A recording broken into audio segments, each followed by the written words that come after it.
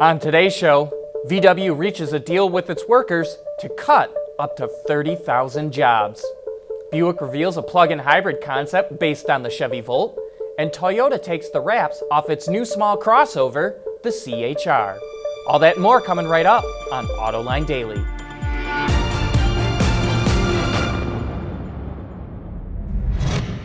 This is Autoline Daily, the show for enthusiasts of the automotive industry. As we've reported, Volkswagen's diesel emission scandal could end up costing the company upwards of $70 billion worldwide. And to help offset those costs, and at the same time pay for investments in EV and autonomous technology, the automaker reached a deal with its unions to cut jobs. The agreement allows VW to cut as many as 30,000 jobs worldwide, about 5% of its workforce, through buyouts or early retirement. VW agreed to hold off on forced layoffs until 2025. In exchange for these cuts, VW will create 9,000 new jobs, mostly to build electric vehicles. This new pact is expected to help Volkswagen save nearly $4 billion a year by 2020. You know, it just really stinks, though, to see employees paying for management's bad decisions. The LA Auto Show isn't the only show going on this week. The Guangzhou show in China is also underway, and that's where Buick debuted its new Velite concept, which is its version of the Chevy Volt. Not many details were revealed, but this sleek-looking concept was created by GM's engineering team in Asia, and its design was jointly developed with the company's Chinese partner, SAIC. And Buick says the Velite concept is a hint at what its electrified vehicles will look like in the future. And GM also revealed, like Ford, it will start selling pickup trucks in China. The Chevy Silverado in Colorado will make their way to the market starting next year. The Silverado will be offered with a 6.2-liter V8 mated to an 8-speed automatic transmission, while the Colorado will be available with the same gasoline 3.6-liter V6 that is offered in North America. And after this short break, we'll jump back over to the LA show for a look at more of the new products. Autoline Daily is brought to you by Bridgestone Tires, your journey, our passion. Dow Automotive Systems, advanced materials that deliver better results.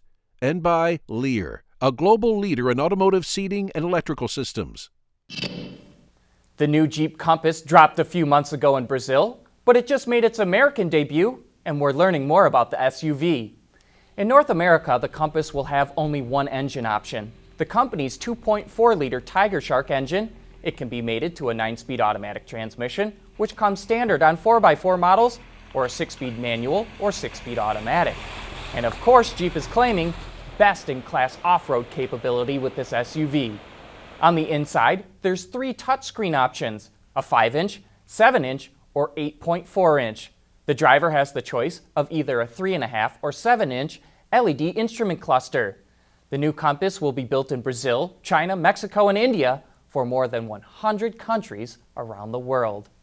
And speaking of vehicles we're learning more about, Toyota just showed off the production version of the new CHR crossover.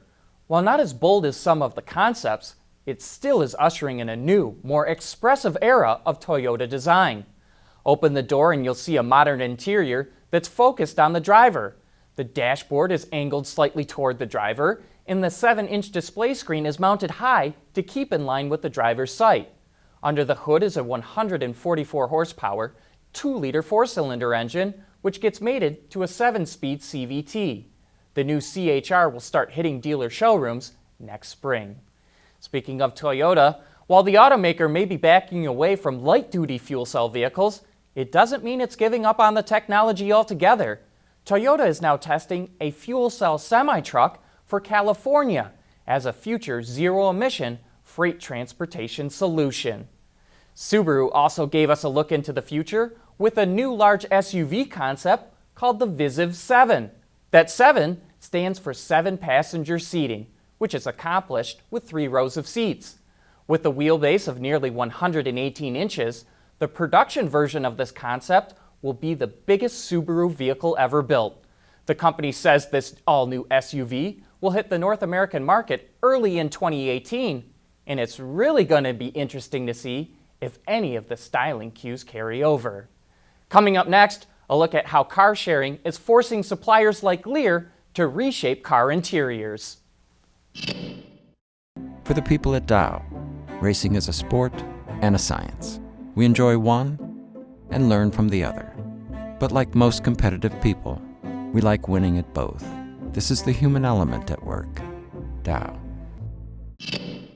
The average car today is driven around 12,000 miles annually. But as car sharing becomes more popular, that number could potentially skyrocket. And that means car interiors not only need to become more durable, the materials and components need to be easily replaced. For example, the cost of replacing carpet in a luxury car can be as high as $5,000. On Autoline this week, we're joined by Matt Simoncini, the CEO of seating supplier Lear, and he discussed how the company is tackling the issue. Our main focus has been able to personalize your seat cover. We have a brand called Autograph. It's an aftermarket seat cover business where you can refresh and make your seat look brand new. So we've been working on designs that allow us to do that and get the patterns that allow us to do that and work together with the OEs and the dealers to make sure that we don't void the warranty or the safety protocols in a seat. So yes, it's going to change the way that we do it. Now, as far as the carpeting, I can't speak to that, John, just from a standpoint, the first thing that needs to come out is the seat. Yeah. And the seat's a safety product because you're, bolted to the floor of a vehicle. So it's a dilemma, but I think there's other ways they can design the carpeting so it will come out. Question is, do you even need carpeting? Is there other materials that you could use that'll be more durable? But these are the type of changes that I think are opportunities for innovative suppliers. And these are the type of ideas that the OEs are asking for help with. And being part of a tier one, a partner with the OEs, I think you have the responsibility to come with these type of solutions. And that's what we're working on. And so, again, when I say it's an exciting time, these changes are going to provide huge opportunities for us in the industry and for tier ones like Lear. That discussion is available to watch right now on our website, Autoline.tv, or you can find it on our YouTube channel. And while you're there, make sure you check out our coverage of the LA Auto Show, where John talks to the executives about their new unveils from the floor of the show. But that's it for today's show. Thank you for watching, and have a great weekend, and we'll be right back here again on Monday.